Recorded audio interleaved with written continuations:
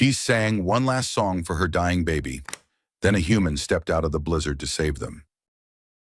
Some planets bury their secrets in stone. Sarek 4 sang them in storms. Pierce Vale knew he shouldn't have come alone. But guilt doesn't ask for permission. It drags you where it needs you. And for him, that meant silence. That meant the screaming wind of Sarek 4. His boots sank ankle-deep into the ash frost as his exosuit groaned in protest. Sarek 4's wind never ceased. It tore across the wastelands like a blade, scouring every surface, reshaping glaciers into jagged monuments. Overhead, a dying red dwarf flickered behind clouds thick with frozen dust. The planet hadn't seen clear sunlight in centuries. It was a graveyard of forgotten missions, failed outposts, and unanswered pings. Survey Drone 12C's signal had been dismissed by his team, a heat trace tangled with static. Maybe geological, maybe a broken power cell. Nothing to justify trudging into a canyon in a storm. But Pierce had heard something else in the data. A sound. A tone too organic to be coincidence. The kind of anomaly that you didn't explain. You just followed. His breath fogged the inside of his visor. The cold cut deep, even through insulation. But he kept going. Not because of the science, not anymore. Because guilt had shape and voice, and sometimes it sounded like a lullaby. He crested the final ridge and froze. There, sheltered in the basin below, was a cave of fractured crystal, not manufactured, natural flesh glass, native to this region, known for its resonance. It sparkled in the dying light like broken stained glass, and inside, movement. He descended quickly, boots skidding. The suit's temperature alarm chimed, irrelevant now. At the heart of the crystalline hollow, half buried in ice and debris, was a woman, not human. Her skin was a soft, ethereal green, glowing faintly beneath a layer of frost. Her limbs were too long, her features too sharp, and her hair, falling like a silver curtain over her face, glistened white as snow. Curled around her chest was a bundle, a child, small, still. The woman's lips moved. Pierce knelt beside them and activated his external mic. What came through wasn't speech. It was a song, a lullaby, faint and breaking. Her voice was hoarse, ragged from cold and exhaustion. But it carried melody, purpose. She was singing to her child. It was a song of endings, a goodbye wrapped in music. She was singing her daughter to sleep, for the last time. Pierce's heart twisted. He'd heard lullabies like that once before, long ago, a last breath against glass that never warmed. "I'm here," he said, dropping to both knees. "You don't have to stop. I'm real." The woman flinched. Her arms tightened instinctively around the child. But she didn't flee. Couldn't. Her strength was gone. She looked up. Their eyes met. Hers were a deep, iridescent gold, glazed with cold and pain. But when they locked on him, something shifted. No understanding, no language, just recognition. She was not alone. Slowly, deliberately, he pulled off one glove. The wind stabbed his bare skin like needles. But he reached out anyway. His palm hovered above hers, trembling. She stared. Then, almost imperceptibly, her fingers moved. Not to grasp, not yet, but to touch. Her fingertips brushed his knuckles. Contact. "Gotcha," he whispered, breath fogging. "You're safe now." Pierce moved fast. He triggered the emergency shelter from his suit's pack, a heated shell that expanded from a compressed unit. It unfolded with a hiss, locking tight around them as it sealed. Warmth surged. Lights blinked on. Inside, everything fell quiet. The woman slumped sideways, her body going limp from the sudden relief. Pierce caught her gently, laying both her and the child on the thermal mat. He scanned the infant, pulse faint but alive, core temp low but stabilizing, breathing shallow but steady. The mother watched him through heavy lids. Her skin had turned blotchy from cold exposure. Her hands trembled. He offered a hydration ampule. She didn't move. Instead, she reached into the folds of her coat, slowly, and pulled out a broken object. A thin, crystalline pendant with a sigil etched into it. The chain had snapped, burned at the end. She placed it near her child's cheek, her hand trembling as she resumed the song. barely audible now. Only one stanza left.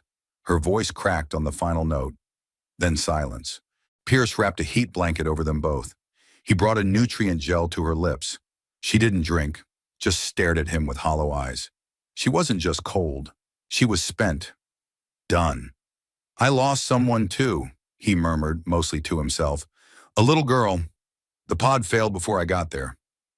She blinked slowly. A tear slipped from the corner of one golden eye, trailing down her cheek like ice melting. He wasn't sure if she understood. Didn't matter.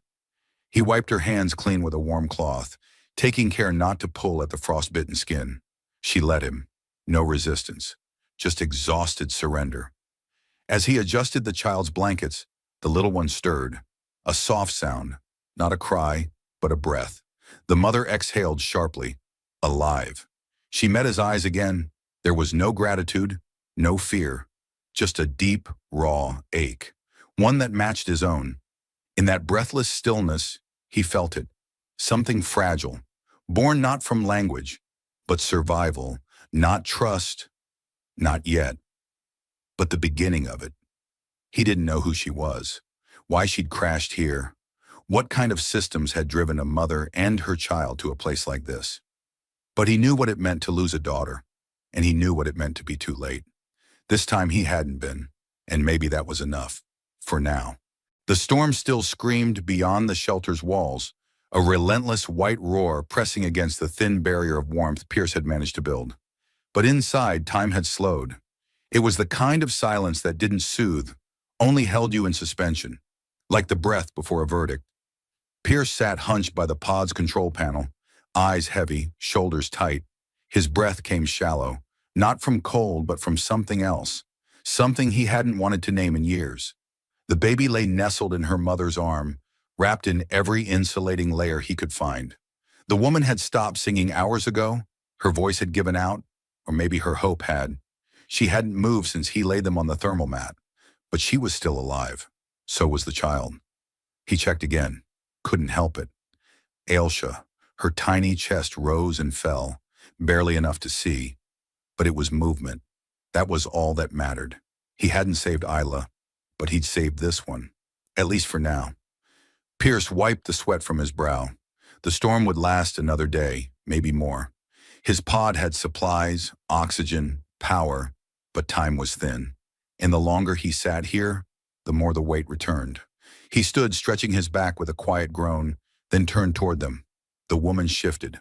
Not a full movement, just a twitch of her fingers as they brushed against the baby's cheek. Pierce froze, afraid any sudden sound might startle her. Slowly her eyes opened. They were gold, not metallic, but warm, alive, like firelight filtered through amber. But there was no fire behind them now, just fog. She blinked. Once, twice. Her gaze flicked across the pod, registering light, motion. Him. When their eyes met, she didn't flinch. She didn't react at all. He took a slow step forward. "You're safe," he said gently. "You're inside a shelter. The child, she's warm. She's stable." Her head tilted slightly, her silver white hair sliding over her shoulder like water. Her lips parted, but no sound came. Pierce reached into a side pouch and retrieved a nutrient pack, a warm one, filled with a species-neutral paste. He peeled it open and let the scent waft out, then crouched and placed it carefully beside her. Her gaze dropped to it. She made no move. He nodded once as if to say, "Take your time," then sat back. A minute passed, maybe more. Then, deliberately, she turned toward her child. Her fingers grazed the infant's cheek, tracing the soft glow of her green skin. She pressed her forehead lightly against the baby's, breathing her in. Pierce didn't look away. It felt too intimate to witness, but too important to ignore. When she finally reached for the food, her hands shook, not just from cold, from starvation. The pouch trembled as she brought it to her lips. She swallowed too fast, choked. He was beside her in an instant, hand to her back, steady but gentle. "Breathe. Don't rush." She stiffened, muscles coiled, a breath hitched in her throat. But she didn't recoil. Instead, her hand grasped his forearm, instinctively, out of desperation, and held. Pierce went still. Her fingers were cold, but her grip was strong. Real. Her eyes met his again. This time there was something behind them. Not fear, not gratitude, recognition.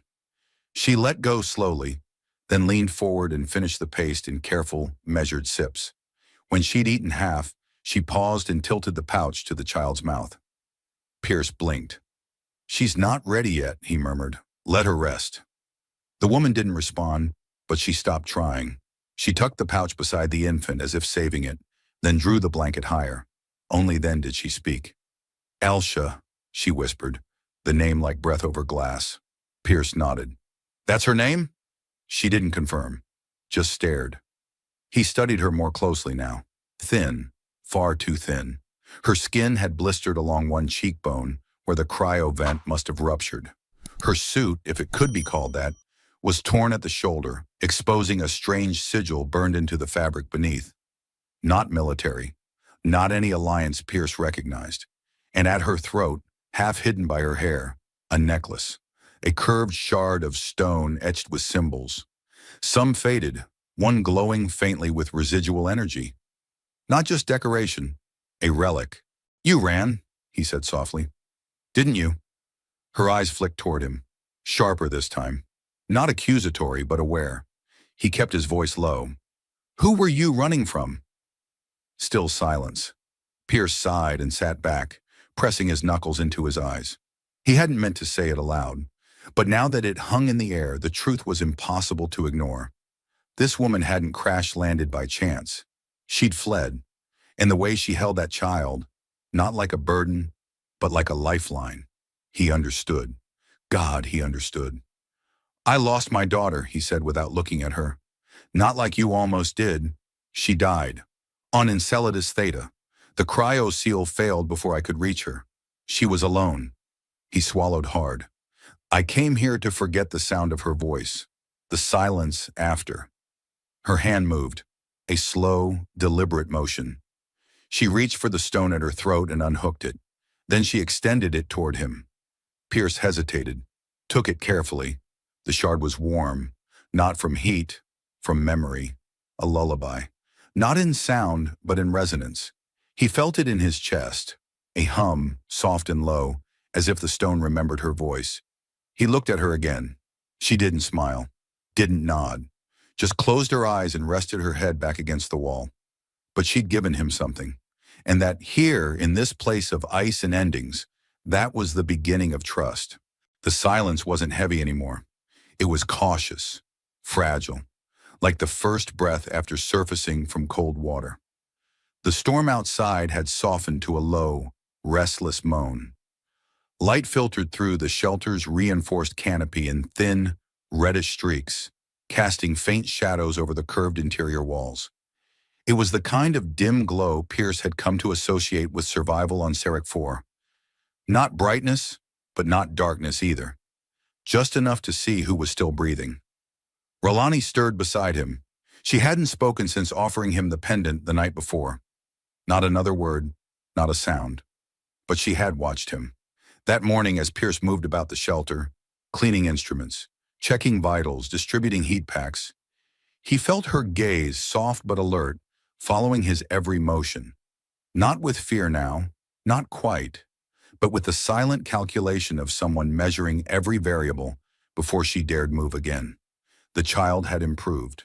Elsha's vitals had stabilized overnight, her breathing deeper, her body warmer. Pierce had improvised a padded basin out of thermal blankets and stasis foam and placed her beside her mother. When he checked her again, her tiny fingers had curled around his, weak but present, and for the first time, he'd seen something resembling ease in Rolani's posture. She lay curled protectively beside the infant, one arm draped lightly over her daughter's body. Her other hand clutched the broken pendant, as though its resonance was the only thing tethering her to the present. Pierce set a fresh water pouch down near her, then sat against the opposite wall. "She's strong," he said, glancing toward the baby. "You did more than keep her alive. You carried her through a place no one should have survived." No response. His voice stayed quiet, conversational, as if they were sitting in a sunlit kitchen instead of a survival pod buried beneath glass and snow. "You haven't asked me anything. Not where we are, not who I am. Nothing. Still nothing. But her brow creased, almost imperceptibly. I'm guessing you don't trust humans. Her gaze flicked up, just for a second. Yeah, fair. He let out a breath, resting his head against the panel behind him. Some of us deserve that. Silence returned, but not empty. Waited, considering. She moved barely and reached for the water pouch. Her hands were steadier now. She drank in small sips, each motion precise. She passed the pouch to her child, tipping it slowly against Ailsha's lips. The baby latched with instinct, drawing a few drops of fluid before slipping back into sleep. Then, softly, almost a whisper, Ralani spoke. You are not what I expected. Pierce turned his head toward her. Likewise. She watched him with a stillness that felt almost ceremonial. When I first saw you, I thought you were a memory, a mirage. My people believe that in the moment before death, you see a shape that reflects your greatest sorrow or hope. And which one am I? He asked, his voice quieter now. I haven't decided. A beat passed between them, like a breath shared across distance. Do you want to tell me what happened? He asked. Ralani didn't answer right away. Her hand moved instead, slowly, protectively, to Ailsha's small chest, as if anchoring herself. They came for her mind, she said finally, her voice brittle. They said it would be painless, efficient. They said our ways were inefficient. Pierce felt something tighten in his gut. They called it optimization, she continued, a rebalancing of the neuro-emotional grid. Easier to integrate, easier to control. She looked away. They gave me papers, applause. You should be proud. That's what they said. Your child will serve better now. She fell silent. And you ran, Pierce said quietly. I sang her awake every morning, Ralani whispered. That was our way, voice to memory, emotion to breath. I didn't know how to give her up. He didn't respond. There was nothing he could say that would be enough. I didn't plan the escape. I only knew the songs. Old paths, names of buried sanctuaries my mother used to whisper during storms. She blinked, her voice lowering. One of them was here, Sarek 4, the Temple of Hollow Light. Pierce stared. He knew the name. Not from maps, but from fragments in old colonial records. The Ixare had once considered Sarek 4 sacred ground, long before it was declared uninhabitable. The pod failed on descent, she said. The guidance system cracked mid-burn. I held her the whole way down. The crystal necklace in her hand trembled slightly. I thought we died in the crash, she admitted. But then I woke, cold, buried, and I still heard her heartbeat. Her voice broke, just a little. Pierce leaned forward, elbows on his knees. And so you sang. Ralani met his gaze. I wanted her to die with love in her ears. The words sat between them like weight. He reached across slowly, fingers open, inviting, not pushing. She flinched, a small, involuntary motion. But then her hand moved toward his, hovered, and finally touched. Not clasped, just touched. It was enough, for now. She didn't pull away. And when Ailsha stirred again, letting out a soft, instinctive cry, Pierce watched as Ralani turned, and for the first time since he'd found them, smiled. Not at him, at her daughter. And that smile, thin, uncertain, barely formed, was the warmest thing Sarek 4 had seen in a very long time. They didn't speak much the following morning, not because they lacked words, but because the quiet between them had settled into something meaningful, something whole. Outside, the storm had finally broken. Sarek 4's cloud-choked skies wept crimson light through the cracks in the cavern walls. The pale sun of the dying red dwarf lingered low on the horizon, casting long shadows that bent over jagged ice and worn stone. Inside the shelter, heat hissed softly from the portable unit. The air was warm, dry, breathable. Pierce woke first, stirring from a light, fractured sleep. He'd chosen the spot farthest from the mother and child, out of respect, but he'd still caught himself glancing toward them each time he stirred. Ralani lay curled around her daughter, her arm loosely draped over the child's side. Ailsha's tiny fingers now rested openly on the thermal blanket, her chest rising and falling in calm, even rhythm. A soft flush had returned to her green skin. The mother was still sleeping when Pierce knelt and started the day's prep. He moved with practiced silence, warming hydration packs, filtering air, checking suit vitals. But something about the way he moved today was different, softer. He caught himself humming once, a low tune he hadn't heard since Earth, something Isla used to sing. He stopped mid-note, chest tightening, then a voice behind him, light and husky. "What was that song?" He turned. Ralani had pushed herself up on one elbow, hair spilling across her shoulder like liquid moonlight. Her eyes were half-lidded but focused. There was no threat in her tone, just genuine curiosity. "It's something my daughter used to sing," Pierce said, when she thought I wasn't listening. Ralani's gaze softened. "You had a child?" He nodded once. "Her name was Isla. She died when her cryopod failed during an evacuation. I wasn't fast enough. I tried to bring her memory back, preserve it. I still try." She looked down at Elsha, who shifted gently in her sleep. "Then we are alike." Pierce sat beside the heater, letting his fingers absorb the warmth. "You said you were from Virilan Prime. I've only read about it, before the containment orders." Her expression darkened, but she didn't look away. "We were a vocal species, not just in language. We believed breath itself carried memory. My people, Ixare, used song to record emotion. Rituals, grief, joy, all shared in tone. Infants were imprinted with their mother's voice before they could open their eyes." Pierce nodded slowly. "That's why you kept singing, even in the ice." "I had nothing else left," she said, "but I knew her soul would carry what I sang. Even if I died, she would not be alone."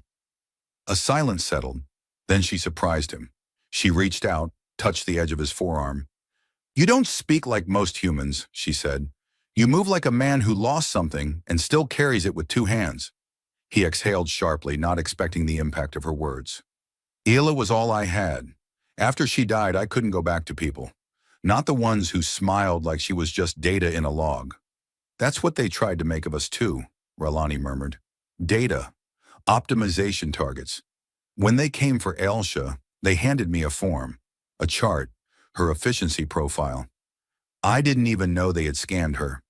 Her hand tightened slightly. "They called her high emotion index a defect. Said it would be corrected with neuro-recalibration." Pierce's jaw clenched. "That wasn't medicine. That was erasure." She looked at him then, not just with pain, but with recognition. "I stole her that same night, took an old medical pod from the reclamation hangar. Didn't even know if it would survive atmospheric descent. I didn't care." "That's how you ended up here," he said softly. She nodded. "I aimed for Sector 9G. The old maps claimed an Ixare Echo Temple was buried beneath these plains. I thought if I could just reach it, she'd hear her ancestors before we froze." Pierce looked down. "And now she's here. She's alive. Because of you." Ralani's eyes glistened, but she didn't cry. Instead, she reached toward him, not suddenly but deliberately, and touched his hand. "Because of you," she said. They sat like that for a moment. Two people whose losses had carved identical hollows into their chests, now slowly learning what it meant to fill them again. When Pierce pulled away, it wasn't abrupt. He moved only to reach behind him, retrieving a folded blanket. He laid it over her legs gently. "I'll make something warm," he said. "You need real food." "I'll eat," Ralani said, voice low. "But only if she eats first." He smiled faintly, recognizing the instinct. "Deal." She lay back again, brushing a strand of white hair from Elsha's forehead. "Her name means light given back. We believe the dead returned in laughter, in song. She was born during silence, and I feared that meant she was already gone." "She isn't," Pierce said. "She made it. So did you." Ralani looked at him then, not with wariness, not with walls, but with something beginning to trust. And for the first time since the cave, she closed her eyes not from pain or exhaustion, but from peace. She let herself sleep, with him near. Sarek 4's sky was turning again, its rust-colored haze fading to a deeper indigo as the planet spun into another long night. The storm had passed completely, leaving behind a stark, breathless calm. Outside the shelter, wind-carved crystal spires stood like frozen sentinels, their edges glinting faintly in the dying light. Inside, the warmth from the heater was steady, quiet. Elsa slept soundly in her padded basin, bundled in layers Pierce had reinforced with heat filament mesh. Her breathing was soft, rhythmic, no longer the fragile gasps of a child on the edge. She had strength now. So did her mother. Ralani sat cross-legged near the heater, a warm ration between her hands. Her posture was relaxed but not casual. Everything about her, the way she watched the shadows flicker, the way her fingers hovered just above the surface of the food before lifting it to her lips, held a kind of deliberate grace. Pierce leaned against the opposite wall, watching her from behind a light steam rising from his own meal. She had changed, not drastically but noticeably. The wariness that once shadowed her movements had begun to ebb. In its place was something quieter, more human than he'd expected. Weariness without fear. Sorrow, maybe, but no longer isolation. She caught him watching. "What is it?" He shook his head, smiling faintly. "Just, you look warmer today." She glanced at her reflection in the curved wall of the pod. Her hair, still long, still stark white, was cleaner now, neatly tied back with a strip of thermal cloth. Her skin had begun to flush at the cheeks, green tones enriched with faint gold under the heat. "I feel warmer," she admitted, voice soft. He set down his spoon. "I've been thinking about your pendant." Ralani's hand drifted to her neck where the shard had hung. "You felt its resonance?" "I did." "It wasn't just a relic, was it?" She nodded slowly. "It was my mother's, and hers before her. It holds echoes, literal ones. Our voice stones absorb the breath of those who wear them. Not just words, emotion, tone, the life in the voice. And you gave it to me," he said.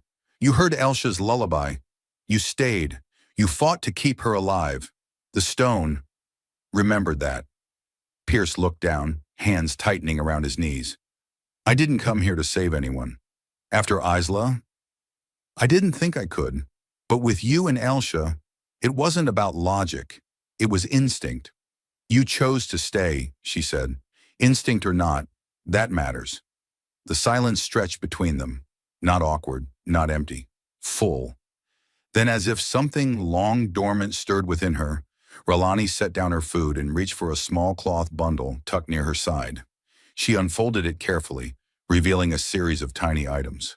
Fragments of crystal, a thread of red fiber, a feather that shimmered faintly when it caught the light. "These were gifts from my sisters," and she said. "We were split during the first evacuations. Assimilation centers don't allow ritual objects. But we hid these. When I escaped, I took what I could carry." Pierce reached out slowly, brushing his fingers near the feather. "What's this from?" "An orak bird," she replied, "native to the Virilan canopies. We believe their calls echo through time, looping back to ancestors." "They sing in circles?" She nodded. "Our elders say when one calls, it awakens the memory of the first." Pierce smiled. "We have nightbirds on Earth that echo each other too, but we always thought they were just mimicking." "Maybe they were remembering," she said, her voice quieter now. "Maybe we both forgot how to listen." The heater popped gently, punctuating her words. Pierce didn't speak. Instead, he shifted his weight slightly closer. Not too close, just enough that when she looked up, their knees almost touched. "I don't know what happens next," he said. "The rescue beacon will ping again once the storm cell moves beyond the next ridge. Someone will come. They'll ask questions." "They'll take her," she said. "I won't let them." Ralani blinked, surprised by the certainty in his voice. "You barely know us." "I know enough." Her breath caught. Then in a gesture that surprised them both, she reached out and placed her palm gently over his chest. Not forcefully, not tentative either. Just steady. Pierce's heart kicked against her touch. "I didn't think I could trust anyone again," she said, her voice low. "But you—" Her hand trembled slightly, but she didn't pull away. "You remembered her song. When I couldn't sing, you did. I didn't know the words. You didn't need to." She leaned in, slow, deliberate. Her forehead touched his. Not a kiss. Not yet. But closer than silence. Their breath mingled, warm in the space between them. His hand rose almost unconsciously and rested gently against her cheek. Her skin was cool, soft, electric. "Pierce," she whispered as if tasting the name for the first time, and he answered not with words but by closing the distance. Their lips met. It wasn't desperate or rushed. It was slow, earned. A kiss forged from nights of shared breath, from trust built in firelight and frost. Her hand slid into his hair. His fingers curled lightly behind her neck. For one suspended moment, they weren't survivors. They weren't fugitives. They were two people who had found something in the last place they expected it. When they parted, Ralani's eyes stayed closed for a heartbeat longer than his. Then she whispered, "You remembered her lullaby. And now, I remember yours." Neither of them slept that night, but for the first time, they rested. Together. Pierce woke before the alarm, not to sound or motion, but to stillness, the kind that comes just before change. The heat of the underground shelter pressed gently against his skin, but the warmth next to him was what kept him still. Ralani's breath, soft and steady, brushed against his shoulder. Her fingers, relaxed now, rested lightly over his heart. Between them lay Elsha, cocooned in blankets, one tiny hand curled around the edge of her mother's tunic. It felt unreal. 3 lives, folded together in silence, alive and fragile. Pierce stared up at the curved stone ceiling, mind already racing. They had stolen peace here, not earned it, not secured it, just borrowed it from a world that would soon come knocking. A soft hum echoed from the wall console, a beacon ping. He slipped out of the blankets, careful not to disturb them, and padded across the shelter to check the system. Signal received, pulse confirmed. The rescue beacon had bounced off the upper stratosphere. They were no longer alone. Ralani stirred as he turned back. Her eyes met his before words did. "Someone's coming." He nodded once. "By morning, maybe sooner." She sat up slowly, arms instinctively wrapping around Elsha. "They'll scan. They'll read the pod logs. They'll find your name," he said, "and hers." She exhaled sharply, a sound too hollow to be called a sigh. "They'll see a defect, a fugitive mother, an emotional variable that doesn't belong." Pierce stepped closer, kneeling before them. "They'll see survivors. If they don't, then we don't let them in." "How?" she whispered. "There's a backup shelter, Western Trench, cloaked from satellite sweeps by geothermal noise. I built it during my first tour here. Insurance, in case the main station failed." "Will it hold?" she asked. "Enough for 3. Long enough to disappear." Ralani looked down at Elsha. The child had begun to stir, lips parting slightly, a sound, small, questioning, rising from her chest. Ralani pressed her forehead gently to her daughter's. "You do not belong to them," she whispered. "You are made of breath and song, not silence." Pierce began packing, fast but methodical. The food satchels, the thermal rations, the memory stones sealed in Ralani's bundle. He dismantled the power core, rolled the mats, slung the pack over his shoulder. She followed without asking. She had no more questions. Outside, the cold was immediate, biting and absolute. Their breath fogged between them. Pierce wrapped Elsha in the inner thermal of his suit, securing her against Ralani's chest beneath 2 layers of insulating fabric. They moved. The snow crunched beneath their boots, the kind of sound that carried too far in air this thin. Above, the clouds thinned, revealing a sliver of starlight smeared across a red sky void. Sarek 4 was still bleeding light from its wounded sun, and the world looked bruised beneath it. They were nearly halfway to the trench when it came. A flicker of motion above, then a hum. Pierce spun around. A glint in the clouds. Not a storm, not natural, a ship. He locked eyes with Ralani. "Core engine, military grade. That's no rescue team." Her voice dropped. "They tracked the pulse. Move!" They ran. Not recklessly, not blindly, but fast, purposeful. The slope dropped as they neared the trench, snow turning to slick ice. Ralani stumbled once. Pierce caught her, arm steady, grip sure. Elsha whimpered now, not loud but enough to gut them both. "Almost there," he said. She didn't answer. Her face was pale beneath the green, jaw clenched, every movement centered around keeping her daughter protected. They reached the ridge. Pierce scanned the ice wall, searching, calculating, then spotted the half-buried entry seam. He dropped to his knees, brushing snow aside. Nothing. The lock was frozen. Ralani stood behind him, eyes on the sky. The ship was descending, slow, deliberate. Pierce slammed his palm against the panel again. "Come on!" Ralani pressed Elsha tighter to her chest. The baby let out a short cry, startled, sharp. Pierce's breath caught, not because of fear, but because the sound was full, alive. He turned. Ralani's hands were shaking. "They'll hear her." Pierce stepped forward. He didn't speak. He simply placed both hands on her arms and met her eyes. "We're not running anymore," he said. "I don't want her to die in the dark." "She won't." Behind him, the lock clicked. The door groaned open. Pierce pulled her inside, sealed the hatch, engaged the cloaking core. The silence that followed was so absolute it rang. Inside the new shelter, the air was warmer, thinner, still untouched by desperation. It felt quieter somehow, more deliberate, like a secret the world had missed. Ralani collapsed to her knees, breath shaking, head bowed over her daughter. Pierce didn't speak. He sat beside her, back to the wall, drawing one deep breath after another. Then a sound. Elsha, a small, bright laugh, not from fear, just breath and warmth and life. Ralani looked at Pierce, tears brimming but not falling. "She laughed." He reached out, took her hand. "She's finally safe." And this time they believed it. There was no dawn on Sarek 4, only a slow bleed of red across the horizon, as if the sky itself hadn't yet decided if it should rise again. But inside the hidden trench shelter, warmth bloomed. Elsha stirred first. Her fingers flexed beneath the blanket, small and soft, brushing against the thermal padding.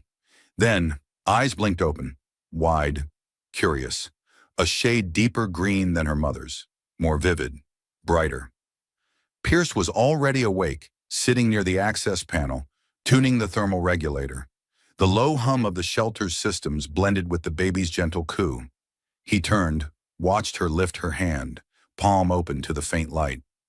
Elsha didn't cry. She studied the glow like it meant something, like she remembered it. Ralani lay curled on the floor's sleep mat, still in half rest, one arm draped loosely over her side. When the sound of her daughter's breath reached her, she stirred, sat up slowly, then smiled. "She's strong," Pierce said. "She always was," Ralani murmured, crawling toward the child. "She just needed to be seen." Pierce nodded. "You both did." Ralani lifted Elsha gently into her arms. The baby nestled into her mother's chest with the instinct of someone who had found home, not just warmth. Outside, the cold no longer seemed like a threat, just a fact. Pierce brought over a small bowl of rehydrated grain mixed with local root extract. Ralani dipped a fingertip into it, touched it to Elsha's lips. The baby's nose wrinkled, then, curious, accepted it. The moment passed quietly, but it hung in the air like a bell. "This is her first real food," Ralani whispered. "Not ration paste, not survival mix, just nourishment." Pierce smiled. "Then it's also her first choice." Ralani looked at him.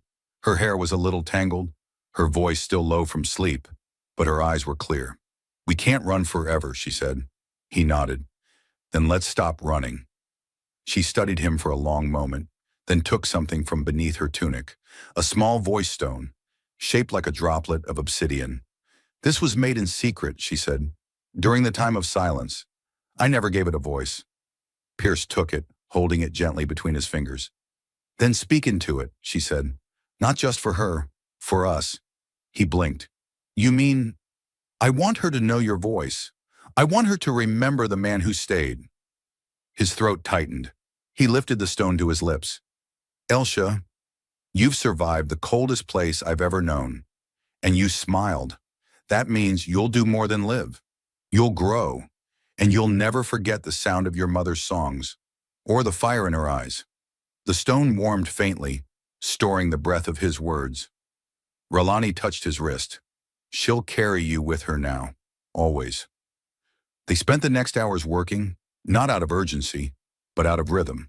Pierce stabilized the shelter's solar batteries and reinforced the trench's opening with a disguised snow lock. Ralani created a sleep nest from old field packs and blankets layered with her woven memory fiber. When Pierce returned from the outside, she was humming again, low and smooth, less like a lullaby and more like a promise. He watched her sway slightly with Ailsa in her arms. "She sings to stay anchored," he said softly. "She sings because we're not floating anymore," Ralani replied. That evening they built something. Not a structure, not yet, but a future. Ralani stood beside him near the entrance hatch, her hand wrapped in his. Their shadows stretched across the icy floor. Ailsa had just fallen asleep, her cheeks pink with warmth, her breath even. The wind whispered outside, but it no longer howled. "I don't need the temple anymore," Ralani said. "I thought I did. I thought I had to bring her to the place of old echoes."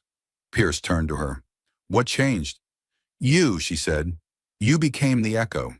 He looked down, smiled quietly. "Then let's build a new one, here, with walls, with heat, with laughter." She touched his chest, rested her forehead against his. "No," she whispered, "not with laughter." With song he kissed her, slow, grounded, not as a promise of what might come, but a recognition of what already had. Outside, beneath the low stars and fractured light, a world still turning, still vast, still dangerous, lay waiting. But inside this hidden place, a mother, a child, and a human who had once run from the world now chose to live within it. Together. And when Ailsa laughed again in her sleep, something shifted in the earth beneath them, as if the planet itself, once silent for so long, was finally listening. Days passed, not in the way time moved in cities or colonies, but in the hush of small rhythms. Wake, eat, tend, build, rest. Sarek 4 didn't mark its mornings with sunlight, but they had come to recognize the gentle shift in wind pressure and the quiet lull of geothermal hum that signaled the start of a new day. It was one of those days now, calm, unusually warm for the season, the kind of rare weather that made stepping outside feel like standing inside a breath. Pierce stepped out of the trench shelter first. His boots crunched through the thin layer of snow dusting the stone path he'd carved with heat lances and effort. The sky above was a soft, burnt pink, muted light spilling across the ice fields in quiet waves. Ailsa's tiny laughter echoed from behind him. He turned. The little girl, now walking with a wobble and determination only toddlers possessed, was chasing a piece of reflective foil caught in the breeze. Ralani followed close, not intervening, just watching. Her long white hair, now combed and braided over one shoulder, shimmered in the gentle light. Her green skin no longer looked frostbitten or starved. It glowed. Ailsa caught the foil. She squealed, holding it up like a prize. Ralani crouched beside her. "Victory," she said with a smile. The wind thought it could win. Pierce approached, mock saluting. "Commander Ailsa, enemy deflected?" The girl beamed and held the foil to her forehead like a crown. Ralani laughed.